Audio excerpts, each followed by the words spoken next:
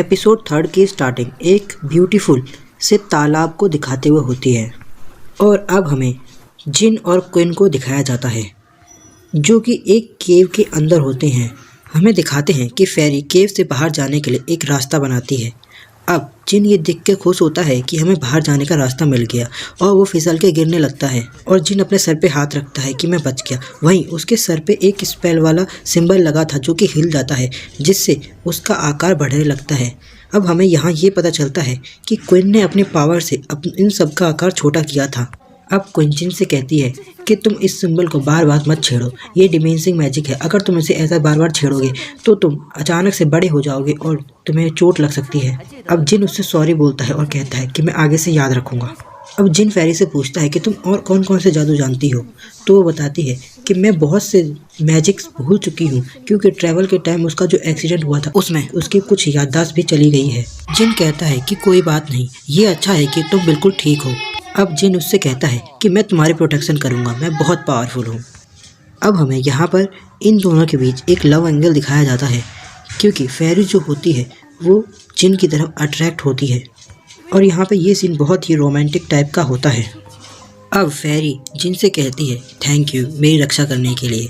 फिर जिन उससे कहता है कि मैं मजाक नहीं कर रहा, मैं सच बोल रहा हूँ, मैं उन सभी डीमंस को हरा सकता हूँ। अब ये बात सुनकर वो सभी लोग वहाँ हंसने लगते हैं और इसके बाद ओल्ड रेड जिनसे कहता है कि हमें यहाँ बोतल ढूंढने के लिए आए थे, ये सब करने के लिए नहीं। अब इसके बाद फेरी भी कहती है कि मुझे यहाँ से स्पिरिचुअल एनर्जी का एहसास हो रहा है। वो लोग वहाँ से बाहर जाने को देखते हैं तो वो देखते हैं कि चारों ओर पानी भरा है और ये लोग यहाँ से कैसे जाएंगे। ये लोग यही सोच रहे होते हैं कि जिनको एक आइडिया आता है कि हमारे पास तो हमारा एक चूहा है, हम इसी का इस्तेमाल करेंगे। अब ओल्ड रेड कहता है क्या कर रहे हो तुम, क्या करना चाहते हो मेरे साथ। वो पीछे हटने लगता है। फिर तभी जिन अपना आइडिया बताता है और वो लोग चूहे के ऊपर बैठ जाते हैं। फिर ओल्ड रेड वहाँ से जंप मारता है और उन सभी को उस रिवर को पार कराता है।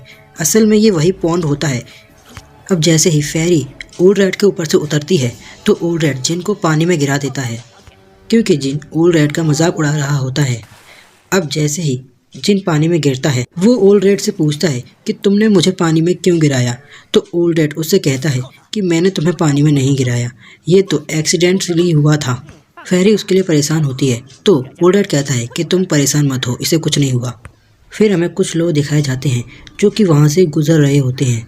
अब उनमें जो लीडर होता है उसको एहसास होता है कि यहाँ पर कोई है। वहीं दूसरी तरफ फेरी जिन के कपड़े सुखा रही होती है क्योंकि वो भीग चुका होता है। अब जिन फेरी से कहता है कि तुम कितनी प्यारी हो और ये चूहा कितना बदतमीज़ है। अब ओल्ड रेड कहता है बदतमीज़ क्या होता है, क्या ये कोई खाने की चीज़ है। अब वो कहता है तुम्हें तो केवल खाना ही सोचता है, पिग कहीं के। फिर उन दोनों बहस होती है और फेरी उन दोनों की बहस बंद कराती है और कहती है चुप रहो, यहाँ कोई आ रहा है। फिर हमें वही लोग दिखाए जाते हैं जो कि यहाँ से जा रहे होते हैं और उन्हें यहाँ पर किसी के होने का एहसास होता है। उनका जो लीडर होता है वो सभी से कहता है कि जल्दी से यहाँ पर सर्च करो, या मुझे लगता है कि यहाँ कोई है। फेरी जिन और ओल्ड रेड वहीं पर एक पत्थर के पीछे छुप जाते हैं ताकि ये लोग इनको देख ना लें। अब हमें उनका लीडर दिखाया जाता है जो कि सोच रहा होता है कि यहाँ पर ज़रूर कोई तो आया है और फिर उसे पॉन्ड से कोई आवाज़ आती है और फिर वो उधर जाकर देखता है। वो अपनी तलवार से घास में देखता है कि कोई है, लेकिन उस जगह कोई भी नहीं होता।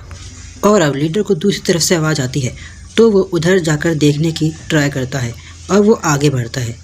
अब जैसे ही वो वहाँ पर ओल्ड रेड को देखने ही वाला होता है कि पीछे से एक सोल्जर आता है और उससे कहता है कि लीडर यहाँ पर कोई भी नहीं है, हमने हर तरफ अच्छे से देख लिया है। अब वो आदमी गुस्से में कहता है कि केयरफुली दोबारा सर्च करो, यहाँ से कोई भी चीज़ गायब नहीं होनी चाहिए। और फिर वो लोग वहाँ से चले जाते हैं। और अब हमें जिन को दिखाया जाता है जो कि ये सोच रहा होता है कि ली फैमिली के घर में इतने सारे गार्ड आखिर कर क्या रहे हैं। तभी ओल्ड रेड उससे कहता है कि चलो, मैं पिछली बार यहाँ एक किचन में गया था, मुझे रास्ता पता है। वहीं दूसरी तरफ हमें क्वीन दिखाई जाती है जो कि ये कहती है गाइस सुनो, यहाँ पर मेरी बहन आसपास ही है क्योंकि ये बोतल बहुत ज़ोर से ब्लिंक कर रही है। वहीं फिर जिन को एक बात याद आती है कि जो गार्ड का लीडर होता है वो किसी खास चीज़ की प्रोटेक्शन के लिए लगाया गया था और वो खास चीज़ हो सकता है कि इसके सिस्टर की बोतल हो। और तभी वो क्वीन से कहता है कि हो सकता है तुम्हारी सिस्टर की बोतल यहीं हो। वहीं फिर जिनके घाव में पेन होता है और फिर वो जल्दी से अपने घाव को ठीक करने के लिए क्वीन को वहाँ से खींच के ले जाता है और कहता है हमें तुम्हारी बहन को जल्दी ढूंढना होगा।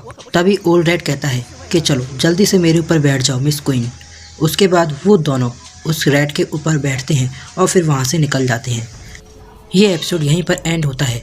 अगर आपको ये एपिसोड पसंद आया तो कमेंट में लिखना ना भूलें नेक्स्ट।我叫叶雨，是个闯荡江湖的游侠。